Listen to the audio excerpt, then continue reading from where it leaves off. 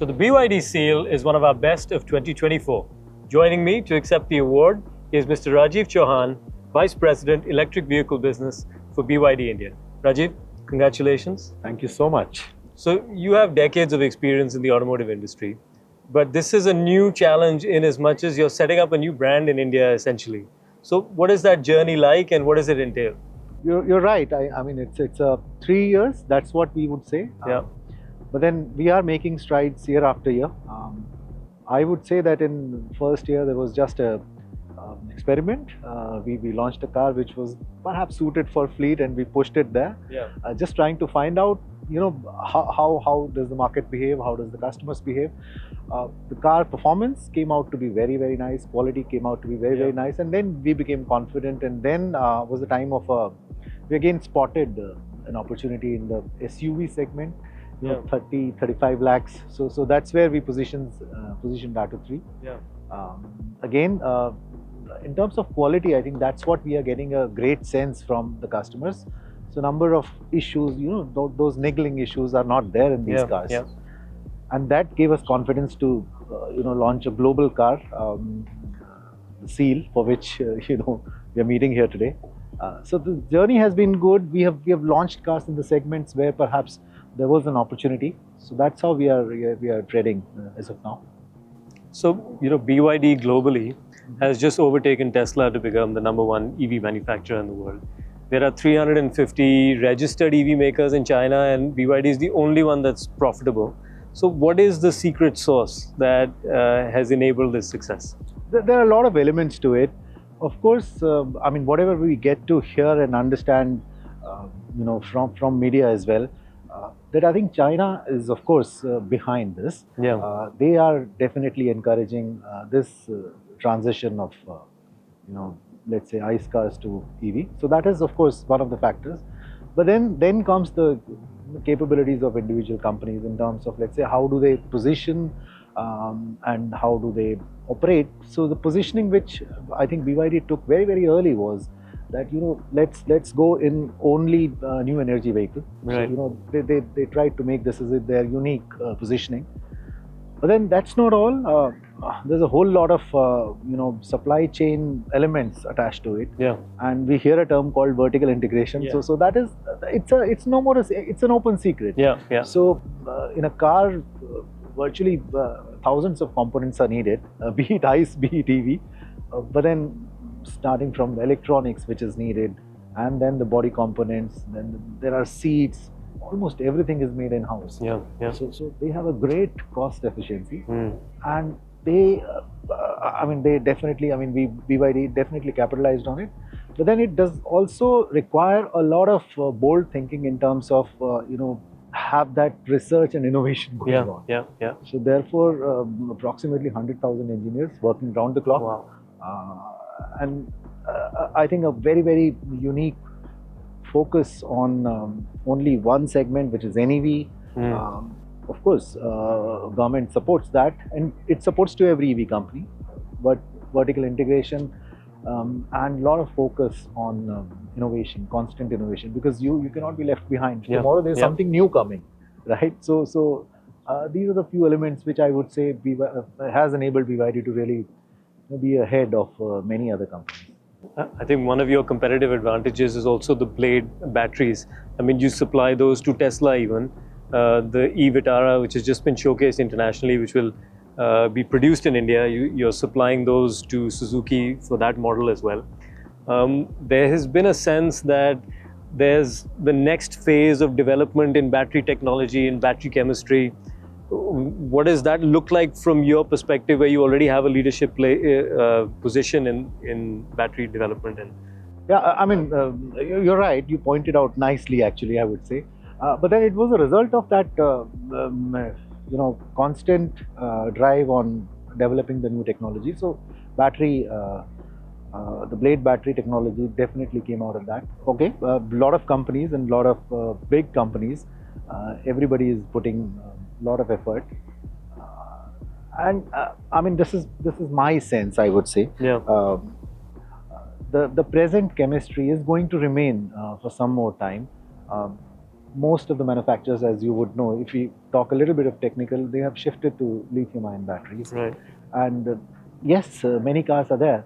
But then I can say with some confidence now that, this is arguably the only car in India which has the lower voltage battery, also electric.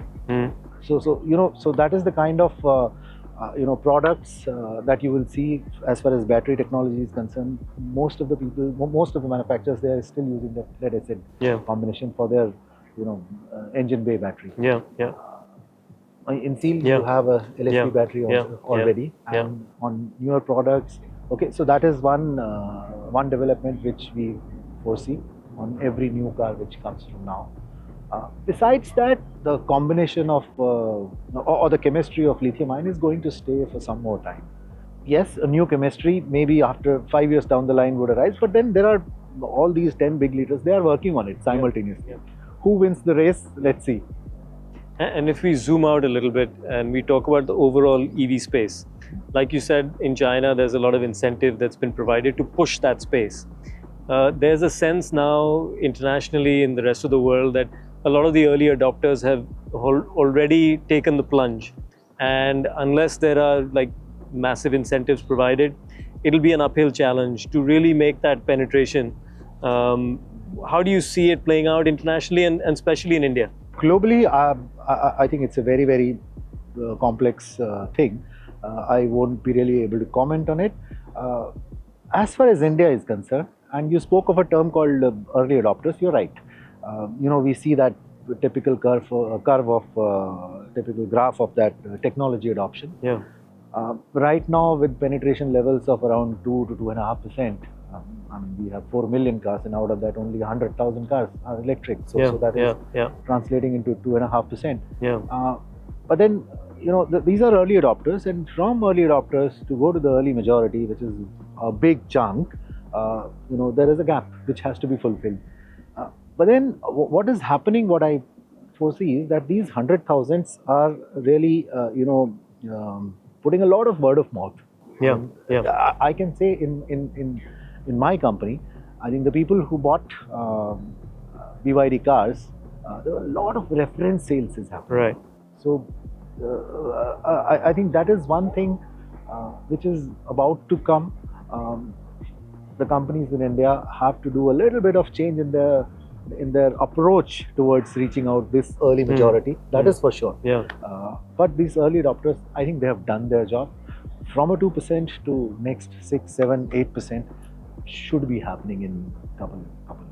That's my sense. And from the point of view of expansion plans in India, so far you've needed government approval, but geopolitically things seem to be thawing somewhat right now. Do you think it'll be easier for BYD as a company to invest in India going forward? So I would really not be commenting on geopolitical situation that's there. Yes, it is easing out. We get the signals. But right from day one, we are very clear that India is a big market for any company, for that matter. Not only BYD, but for any company, it's a big market. And as soon as we spot the opportunity, we are ready to bring in more products, to bring in more investments. So we're just waiting for a little more experience. We are 2.5, 3 years old. So we have to really see a few more things. How does it pan out? How this 2%, because 2% to 4%, let's say, penetration, it is a big volume for everyone. So we are keeping an eye on that, and yes, we see some light. We are watching that very closely. So short term, looking at closing out this year and the first half of next year, what are short term plans and goals? Let's say, we are almost there as far as calendar year 2024 is concerned. So we are for sure registering a good growth. We are on that path. As I said, that for next year, what we are trying to really achieve is, grow this car park on the shoulders of these 3 models that we have, and win as many customers as possible. For sure, there would be, at least one new model that I can tell you right away. That we would definitely bring at least one new model. But we are looking at the, the segment which is operating in this 25, 30, 35, 50 lakhs. So at the moment we are concentrating here, building our capacity, building our customer confidence through the latest technology which are available. And then when the time comes, we would definitely, go all in.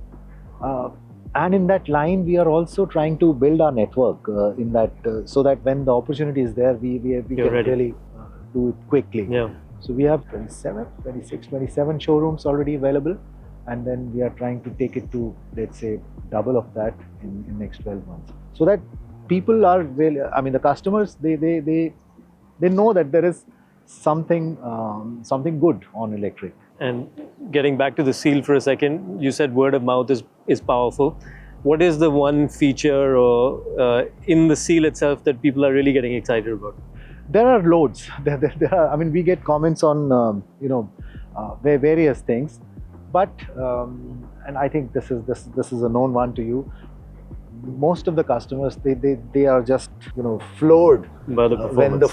when they floor the accelerator. Yeah. So the type of acceleration this car commands, especially in the performance version, that is one thing. And another thing which I have personally heard, I think 2 or 3 customers say, and this fact got hidden somehow. There is a car which of course does under 4 seconds 0 to 100. Yeah.